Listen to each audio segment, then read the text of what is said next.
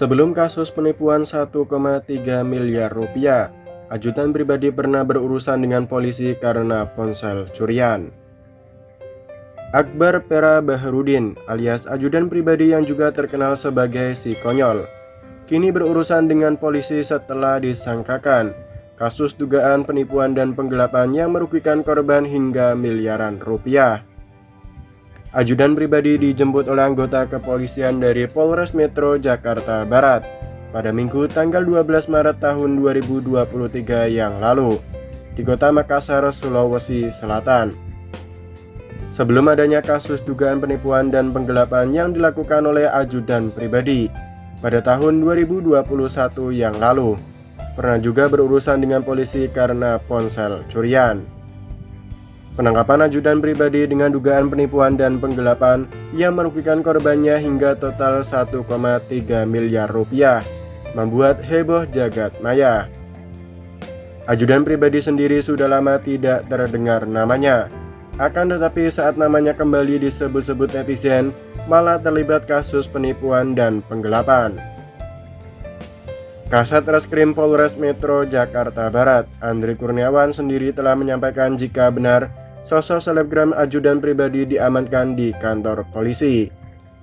Penangkapan ajudan pribadi ini bermula dari adanya laporan dari seseorang ke Polres Metro Jakarta Pusat setelah mengalami kerugian.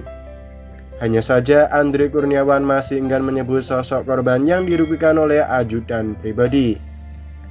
Terlebih saat ini, lanjut Andri Kurniawan, ajudan pribadi masih menjalani proses pemeriksaan secara intens.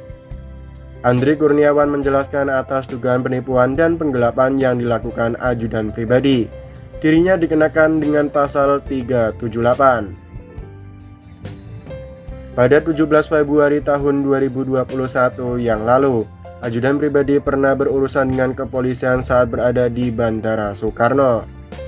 Saat itu ponsel milik ajudan pribadi dicuri oleh seseorang dan pelaku pencurian baru ditemukan setelah sepekan dicari.